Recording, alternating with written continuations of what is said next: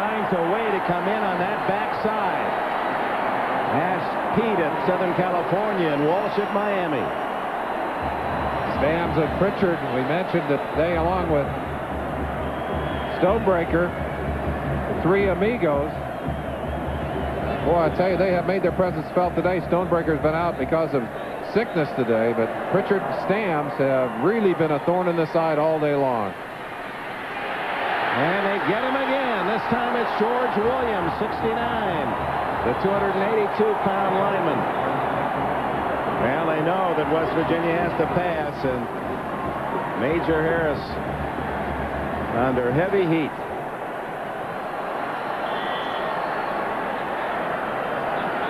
That's a defensive lineman's dream when you've got a quarterback back there that's got to throw the football. There's Stams again, who cut off the opposite path. In the backside. Draw play. And A.B. stays on his feet. A.B. Brown from Salem, New Jersey. I think maybe he picked up the... No, another 10. I was going to say, I see a yard marker, but it's the wrong one, and we'll have the punt team. We're talking about those three amigos. Stams and Pritchard, they keep teasing Reggie Ho. They tell him if he doesn't do what they want him to do, they're going to marry his sister. He's going to have him in the family for the rest of his life. They're a couple of wild men. She's one of the assistant trainers on this team. Carrion. This one not a perfect spiral. A low line drive to Waters. Got away from Grant and finally bumped out of bounds at the 38-yard line. Keith Wynn, number 81, with a tackle. Timeout.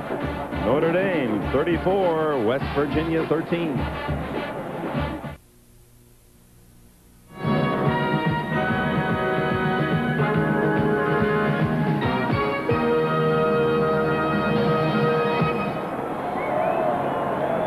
And Major Harris and the hopes of the Mountaineers and their fans from West Virginia have been smothered by a brilliant game performance by the Irish of Notre Dame, who have moved the ball effectively offensively and have been very tough on defense. And Tony Rice put some extra ribbon on that present for his mother's birthday. Mark Green for 11 yards and a first down at the 46. Summits in Orlando make the tackle. Lou Holtz, who runs that veer so often down in red territory inside the 20 and 10-yard line, a short yardage, coming out and establishing the strength of that offense here at a time when he wants to control the football. Well, it was Lou Holtz who had his own idol growing up in Ohio as a Notre Dame fan. He was a quarterback. He wore number 32, Johnny Lou Jack. All-America, led the Irish to 2 national championships in the mid-40s. Brooks, short yardage. In fact, he said, I always wanted to wear a 32 if it was available. I wasn't big enough to fight many to get it. He only weighs 147 now. He said he's lost 5 pounds during the season, and I sat next to him at the Heisman banquet in New York, and he ate everything they put down. I can't believe. He says, I just eat when I'm hungry, and he seems to eat a lot but doesn't gain weight. Some of the writers have teased him about looking like an anorexic little Dutch boy. And he is a nervous man. He must burn off incredible amounts of energy moving up and down that sideline.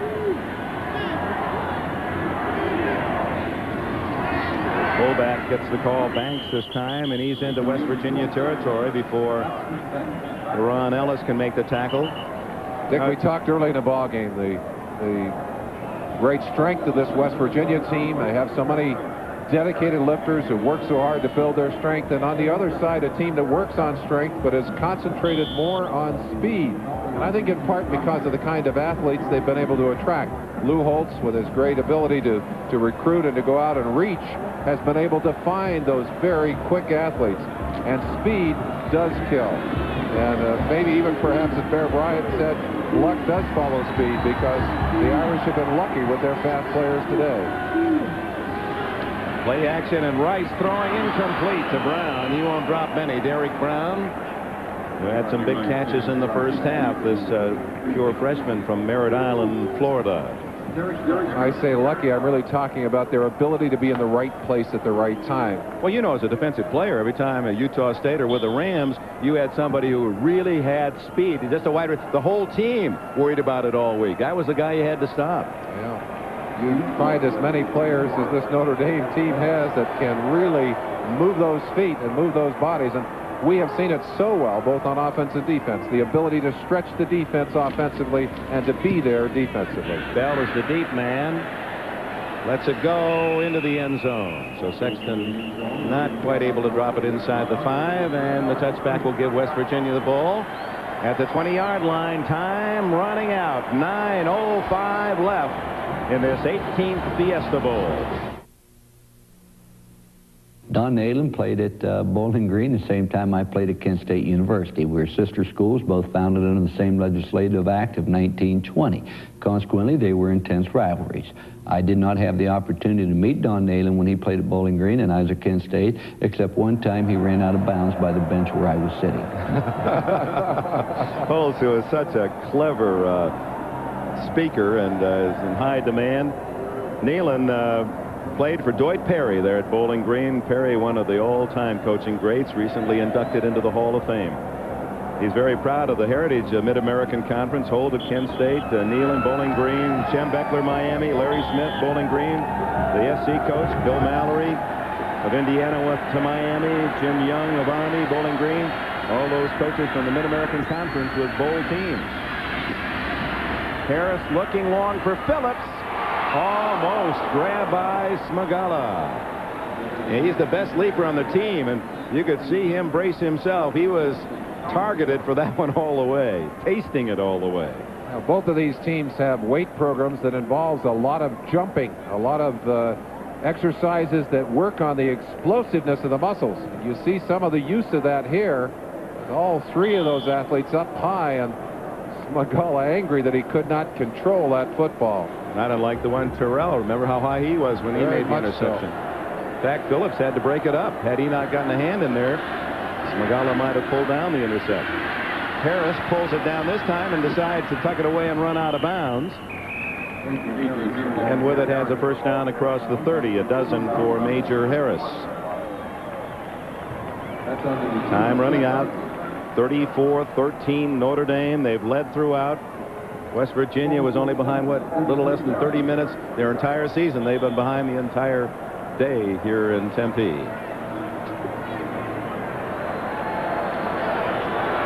Andy Heck on the sideline. Harris dumps it off to Taylor, the fullback. And he's all the way out to the 50-yard line. Well, check that Anthony Brown. Anthony Brown, the halfback who was the leading rusher for the Mountaineers, 913 yards on the season, made a nice move. First down. Don't forget the Orange Bowl to follow. The Hurricanes of Miami and Jimmy Johnson, their coach, campaigning that, hey, if we'd made that two-point play at Notre Dame, we'd be #1. It's fallen on some deaf ears. He still thinks he's the best team in the country, and there's some support for that against Nebraska and Tom Osborne's Cornhuskers. Harris gunning it deep to Rembert, and broken up by Todd Light. But what a throw. That ball on a line was thrown over 60 yards by Harris. And Rembert, the 6'7" wide receiver, found Light again, a good leaper in front of him. Todd Light again showing you why speed is so valuable. Look at the position he gets. He doesn't have near the height of a Rembert, but he simply gets good position and then goes up to knock that football away. It's batted here, touched again, almost intercepted by Terrell. The throw to the sidelines, and the catch is allowed as Bell, who has a touchdown, makes the reception and an 8-yard gain. I had a chance to talk to Ned Bolkar when I was back at South Bend, and Bolkar, who's had a year that was a little disappointing to him. Many people wanted him to, felt that he would be a much more important cog in the machinery, but Michael Stonebreaker has kind of stepped in and taken a lot of the role that he had played last year. But he said he's looking forward to applying for another year of eligibility. I don't think anyone has really announced that yet, but he said if you want to say it on the air, go ahead and do it. Harris on the keeper, skipping out of one tackle and then down to the 37-yard line, and a first down. Now there is Volkar, who's gone to the sideline momentarily, and because of, well, he's coming back on. Stonebreaker, we mentioned earlier, has been out of the game with a stomach problem, with some flu, and Volkar has had an outstanding day today. Well, I'm sure Barry Alvarez, the defensive coordinator, will be very pleased if it works out so that he can be back next year. Harris down the middle. Oh, right off the chest of Jamie Lamond. That ball again gunned, and Lamond didn't get his hands on it. That would have been a sure first down. A must catch. And a courageous second half performance by an injured quarterback. And we still don't know exactly the nature of the injury, except that it is a shoulder injury. And it's got to have some heavy pain associated with it. And you wonder why the left shoulder will bother you. Well, it takes your whole rhythm as a quarterback. Amazing to me that he can be as effective as he's been. They take the option, and now it's Pritchett, and Williams throws no one there. That'll be a penalty. There was no receiver in the area. Tried to avoid this sack, and unsuccessfully. Intentional grounding on the quarterback. Lost it down. Well, this is something you can't get away with. If you know you're going to get sacked and you throw the football just to avoid it, they're going to drop that yellow hanky down there. And that's the toughest of penalties. 15 yards and loss of down. Well, you can't blame Major Harris. He just wanted maybe to avoid one of those hits. They have been on him all afternoon. This has been a dominant Irish defense. 8 minutes left. We'll talk to the winning coach after the game. This game is so much importance and emotional tension for both of these men. Throw deep and no one there. Smagala, the closest man. Anthony Brown, the halfback downfield. And fourth down. Punting team on for West Virginia. And now the Mountaineers know this is not to be the completion of the impossible dream. Impossible in that a team, a 500 team of last year, has emerged as one of the great clubs this year and looking for an all-time 12th win in a season. Terrian kicks to Waters, who lets it bounce. But West Virginia can't get there. It'll come out to the 20. 54, a net of 34. Notre Dame has the ball with 7 minutes, 42 seconds remaining. The national title in their grasp. All right, Don Criqui, as we look at a live shot out over the rim of the stadium. Sun falling here in the Valley of the Sun. Here's the Notre Dame perfect slate. Michigan, Michigan State, Purdue, 3 Big Ten teams, and Stanford, Pittsburgh, the big game, Miami and South Bend, 31-30, perhaps the game of the year. Air Force, Navy, Rice, Penn State, and then Southern California, 27-10 in Los Angeles, and the Trojans were #1 at the time.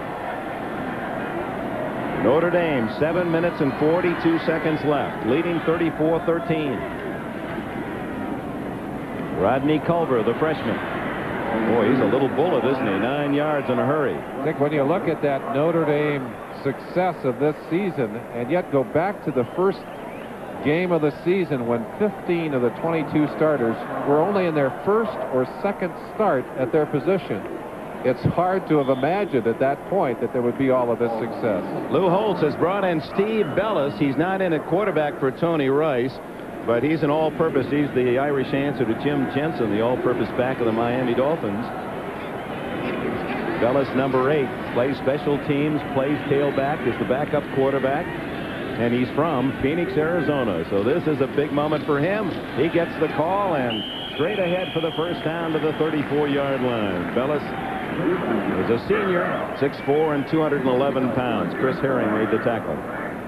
I think you will begin to see a lot of substitutions in the last 5 or 6 minutes of this game. Both of these coaches know how important this bowl appearance is to their players. I want to give them an opportunity to be on the field today. One of those in now, number 80, Steve Alanese, who has not played much today, comes in with a play. He wears number 80 from Edinburgh, Texas. Clock ticks away. 6:42, 6:41, 6:40. Notre Dame. Still another national trophy, apparently.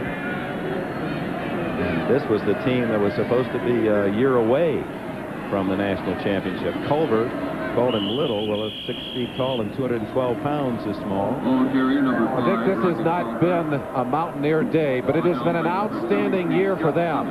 And for the players that graded out on the year over 80%, they're given the honor of being put into the Mountaineer Club.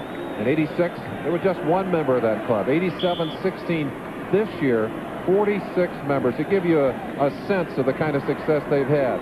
There's no question they're disappointed in what's happened here today, and you can feel how heavy that load is. But they should be proud of what they have accomplished during this very miraculous 1988 season.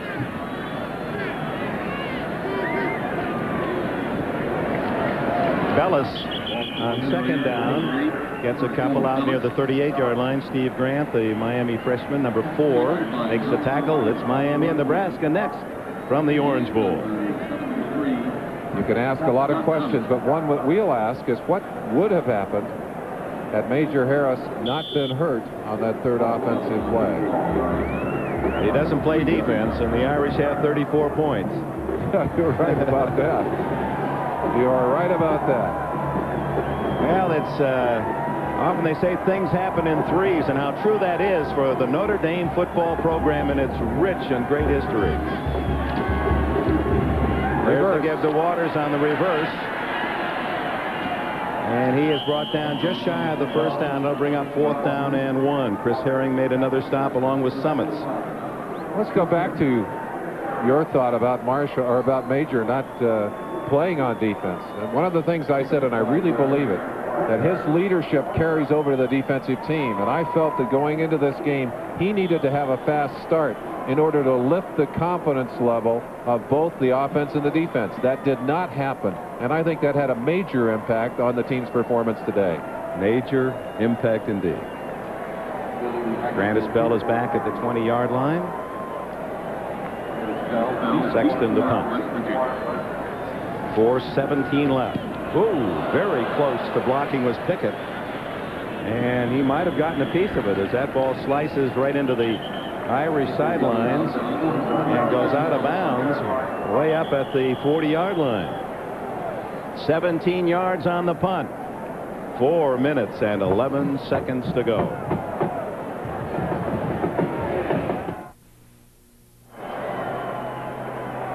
So apparently Notre Dame will win still another national title, and has to be disappointing for the folks waiting down in Miami. I guess they were rooting tie. Well, they wanted an opportunity to do something, but it doesn't take away from the great matchup they have in the Orange Bowl, and I know all of us are looking forward to getting a chance to watch that game as well. And you sense in this ball game the reality of the game of football. Somebody wins and somebody loses, and there is great pain on the losing side always, and great elation in winning. I guess that's what makes the game so exciting. Well, you don't remember who finishes second in the big ones, whether it be the Super Bowl or a game like this. One of the things that I enjoyed at my visit to Morgantown in West Virginia, a little bit of Don Nehlen's coaching philosophy. He said, I believe in being tough on these guys in practice. And he said, we grind on them pretty hard. But he said, I tell my assistant coaches, you never want to let them leave the locker room unhappy. You got to love them a little bit, make sure they love you as well. A lot of love on that team, and a lot of happiness on the other side of the line as Notre Dame has had it go their way throughout this afternoon. We talked about good things and bad things happen in threes. Well, these are the good things for Notre Dame football, and I guess it's almost as like the script writers. You look at Rockne and Leahy and Parsegian and Devine. They didn't have national championships in Rockne's days voted by the fans, but Leahy in his 3rd year, Parsegian in his 3rd year, and Dan Devine was here in Arizona in his 3rd year, won the national championship. This is Rico Tyler, a big fullback, rumbling down to the 37-yard line. And Rockney, in his third year, was the mythical national championship team in 1920. That was the year of George Gipp, and Gipp in the next to last game against Northwestern with pneumonia and would die later in December. Storied movie with Pat O'Brien. George Gipp played by President Ronald Reagan. Well, Lou Holtz is in his third year.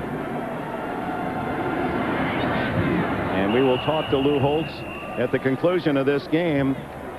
He's really hidden any feelings about this being an important game. I'm wondering if, after it now becomes reality, that he too has followed in the footsteps of those great coaching giants under the Golden Dome at Notre Dame, whether he'll finally be able to come out and say, hey, this is one of the highlights of my life, or will he allow himself that emotional privilege at this time? Greg Jones is the quarterback now. This guy has got a major league arm, but he hands off to Eugene Napoleon, and with both sides using reserves, it's Napoleon out of bounds at the Notre Dame 28-yard line. 3:10 left. Napoleon transferred from the University of Pittsburgh. Well, the good news is that talent will be back at West Virginia for 2 more years. The Major, and that is his real name. It was his uncle's name. He didn't like it as a kid, he said, but said it kind of plays rather nicely now. We talked to you about that offensive line of Smider, Kovac, Koken, Stroya, Phillips, all graduating this year. But during the season, Don Nealon has alternated on every third down a second unit in there of Redwine and Wolfley and Price, Parker and Lynn, and all except Redwine will be back to block for the Major next year. There's Dan Devine, who is a resident here in the Phoenix area. Notre Dame coach who also brought a national championship with Tony Rice.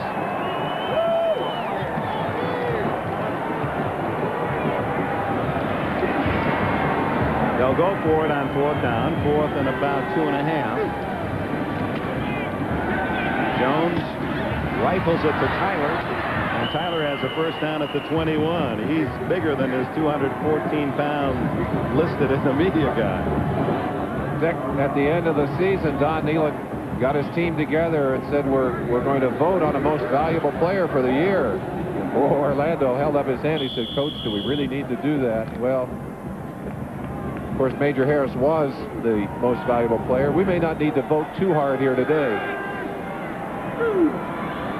For our most valuable player, that seems quite apparent as Tyler up the middle inside the 20.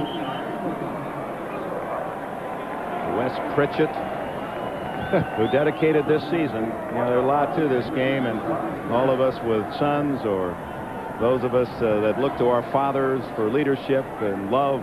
Wes Pritchett's father, a serious stroke last summer, and he's dedicated this season to his dad, who has not been able to enjoy it as much as all would have liked in the Pritchett household down in Atlanta.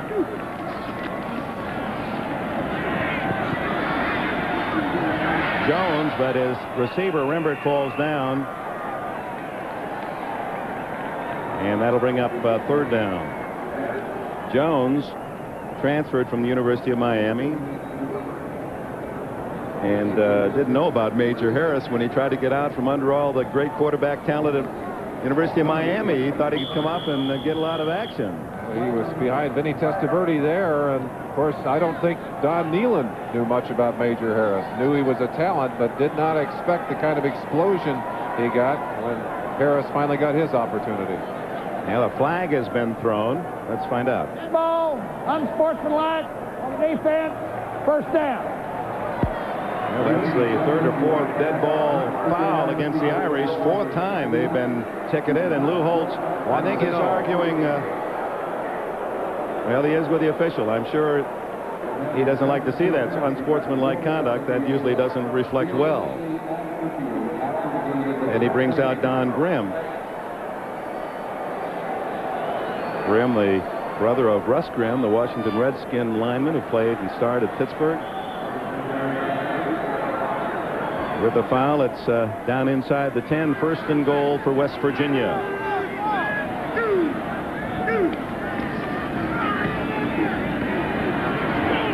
And through the hands of Grantis Bell.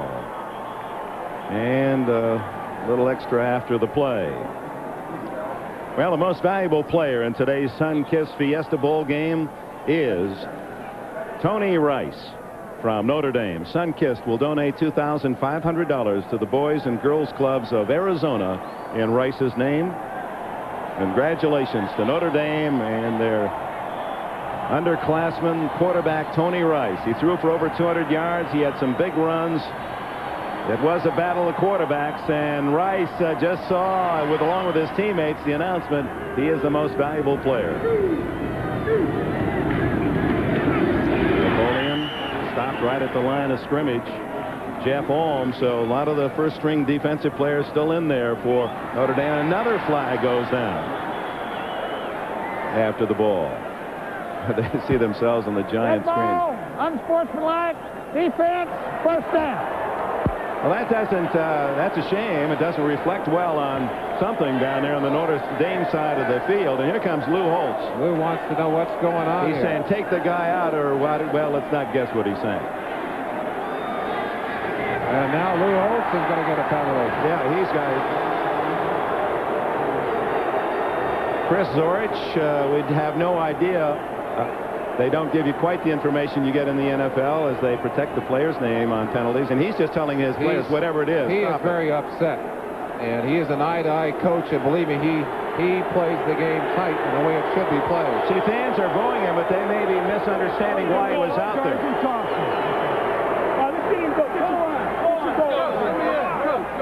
He not only brought back electricity, but he brought back some eye-to-eye punch down there. I was at their scrimmage one day in South Bend here a couple of weeks ago, and one of the players clipped someone else during the scrimmage, and he went out right now and got a hold of him and was eye-to-eye. This is a man that wants the game played the way it should be played. Reverse to Rembert, who scored several times on that play and gets one here in the Fiesta Bowl. And the Irish, boy, their tempers are still up.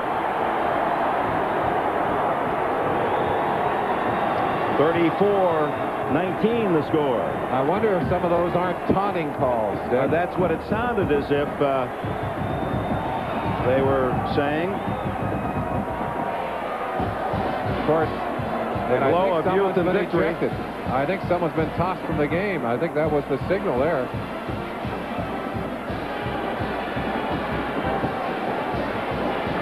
You were talking about the toughness of Holtz, and he's self-deprecating with his humor, his lisp, how little he is, wasn't a great student in high school and all that. But when he was introduced as the new Notre Dame coach, apparently one of the players kind of had his feet up over a chair as he walked in. He just kicked the foot out of the way and says, "You men sit up in your chairs." And he immediately, before he even said hello, said, "I'm the new coach here, and you're going to respect discipline." So that has to really upset him. What is happening now? He can't. That's going to kind of ruin the party for him.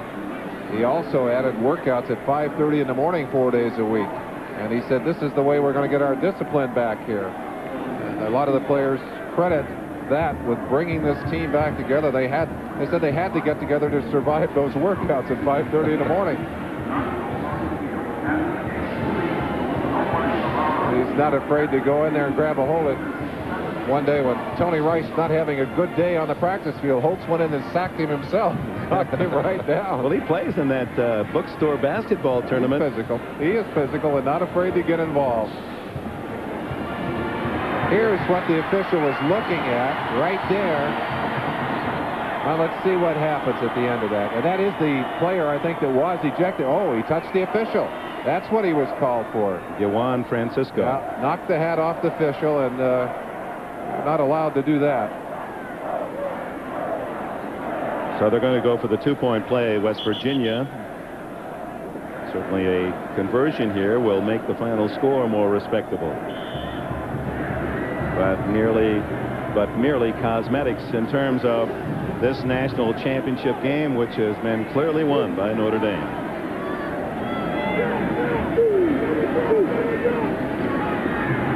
Jones to Rembert. There's that 6'7" leaping power Rembert, who gets all 8 points on the touchdown. It's 6 on a reverse and 2 on the conversion. That makes it 34-21.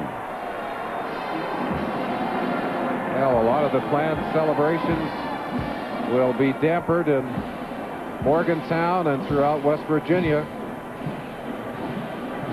Yeah, there have been some good plays here today for their team as well, Dick. Well, they're still going to have a welcome home party apparently for the team sometime late next week, and you know, with all the thrills that this team has given the entire state. Boy, there you see why Rembert, he's back next year as well. He is going to be high on the NFL list. He's a talent. If he was available in the draft this year, it wouldn't surprise me to see him go in the first round. Executive producer of NBC Sports is Michael Weissman. The coordinating producer of NBC football coverage, Ted Nathanson. Today's telecast produced by Kenneth Roy Edmondson. Directed by Andy Rosenberg. Replay producer Jeff Himes. Our technical director Marilyn Altman. And our tens of men and women with all that talent, with the picture and the sounds, our thanks to you, and to Joe Costanza, our statistician. Jim Daves from Notre Dame, and Michael Frugale from West Virginia. Their sports information offices have been terrific in helping us here in the booth, along with Dennis Mnuchin and Bill Colon. Our thanks to Bruce Skinner, the executive producer of the Fiesta Bowl. Another great job, along with John Junker, his associate, Tom Sadler, Herman Fraser, and, of course, the Fiesta Bowl A-team president, Phil Mata. The onside kick. Will it go 10 yards? West Virginia recovered, but I don't believe it did. I think it was about 9.5. What are they going to say here? It looked like it was short. And that's first down. Notre Dame gets it at the 41. We would be remiss as well, Merlin, if we didn't congratulate the queen of this Fiesta Bowl. Well, let's see this again first. The ball will be touched right there, and it's obviously just shy of that 10-yard mark. Ned Bolkar, number 47, turned official there as he said, wait a minute, guys, that didn't go 10 yards. And of course, the ball goes over on an illegal touch. Kent Graham, 17, is the new quarterback. He's a sophomore from Wheaton, Illinois. As we're down to the final minute and 10, and they run it into the center of the line with Bellis, the senior from here in Phoenix. Now, lots of clean uniforms and shiny helmets out there as both coaches put some athletes on the field who have worked so hard this year and deserve the opportunity to share this memory with their teammates. Final seconds tick away. Sarah Hansen was the queen of this Fiesta Bowl festival. She's a student at Arizona State and the daughter of Tom and Melva Hansen, the commissioner of the Pac-10 Conference. Tom Hansen. Sarah Hansen wins that honor. And the Grand Marshal was Janet Evans, who won 3 gold medals in Seoul. And there it is, the final seconds tick away, and Notre Dame will duly celebrate a national championship. No doubt the Irish are number 1.